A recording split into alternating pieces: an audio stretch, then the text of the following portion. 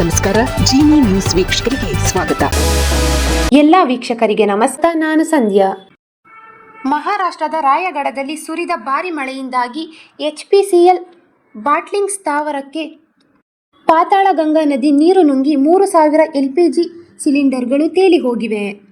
ಸಿಲಿಂಡರ್ಗಳು ತೇಲಿ ಹೋಗುವ ವಿಡಿಯೋ ಕ್ಯಾಮೆರಾದಲ್ಲಿ ಸೆರೆಯಾಗಿದ್ದು ಸಾಮಾಜಿಕ ಜಾಲತಾಣದಲ್ಲಿ ವೈರಲ್ ಆಗಿದೆ. LPG ಸಿಲಿಂಡರ್ ಅಭಾವದ ನಡುವೆ ಈ ಘಟನೆ ಸಂಭವಿಸಿದ್ದು ತೀವ್ರ ಆಘಾತಕ್ಕೆ ಕಾರಣವಾಗಿದೆ. ಪಲ್ವೆನ್ ತಾಲೂಕಿನ ಚವಾಣಿ ಗ್ರಾಮದಲ್ಲಿರುವ HPCLನ ಪಾತಾಳಗಂಗಾ LPG ಬಾಟ್ಲಿಂಗ್ ಸ್ಥಾವರದಲ್ಲಿ ಈ ಘಟನೆ ನಡೆದಿರುವುದು.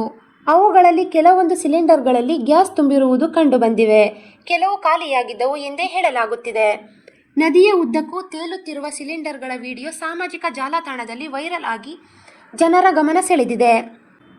ಘಟನೆ ನಂತರ ಸ್ಥಳದಲ್ಲಿ ಪೊಲೀಸರನ್ನು ಜಿಲ್ಲಾಡಳಿತ ನಿಯೋಜಿಸಿದೆ ಎನ್ನಲಾಗುತ್ತಿದ್ದು, ರಾಯಗಢ ಜಿಲ್ಲಾಧಿಕಾರಿ ಕಿಶನ್ ಜವಲೆ ಅವರು ನದಿಯಲ್ಲಿ ಕಂಡುಬರುವ ಅಥವಾ ದಡಕ್ಕೆ ಬರುವ ಸಿಲಿಂಡರ್ ಯಾವ ಸ್ಥಿತಿಯಲ್ಲಿವೆ ಎಂಬ ಬಗ್ಗೆ ಮಾಹಿತಿ ಇಲ್ಲ. ಇದರಿಂದಾಗಿ ಅವುಗಳ ಬಳಿಗೆ ಹೋಗದಂತೆ ಜನರಿಗೆ ಮನವಿ ಮಾಡಿದ್ದಾರೆ. ಯಾವುದೇ ಸಿಲಿಂಡರ್ ಅನ್ನು ಎತ್ತಿಕೊಳ್ಳಬಾರದು, ಸ್ಥಳಾಂತರಿಸಬಾರದು ಅಥವಾ ಮನೆಗೆ ತೆಗೆದುಕೊಂಡು ಹೋಗಬಾರದು ಎಂದು ಅವರು ಎಚ್ಚರಿಕೆ ಸಹ ನೀಡಿದ್ದಾರೆ. ಯಾವುದೇ ಸಿಲಿಂಡರ್ ಕಾಣಿಸಿದರೂ ತಕ್ಷಣ ಸ್ಥಳೀಯ ಅಧಿಕಾರಿಗಳಿಗೆ ಮಾಹಿತಿ ನೀಡಬೇಕು. ಅದರಿಂದ ಸುರಕ್ಷಿತ ಅಂತರವನ್ನು ಕಾಯ್ದುಕೊಳ್ಳಬೇಕು. ಅವುಗಳನ್ನು ಮುಟ್ಟುವುದರಿಂದ ಜೀವಕ್ಕೆ ಅಪಾಯ ಆಗುವ ಸಾಧ್ಯತೆ ಇದೆ ಎಂದು ಸಾರ್ವಜನಿಕರಿಗೆ ಅಧಿಕಾರಿಗಳು ಮಾಹಿತಿ ನೀಡಿದ್ದಾರೆ.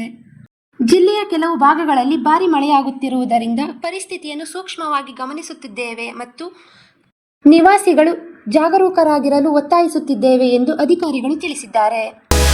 ಈ ದಿನದ ನಿರಂತರ ಸುದ್ದಿಗಳಿಗಾಗಿ ವೀಕ್ಷಿಸುತ್ತಿರಿ ಜೀನಿ ನ್ಯೂಸ್. ನಮಸ್ಕಾರ.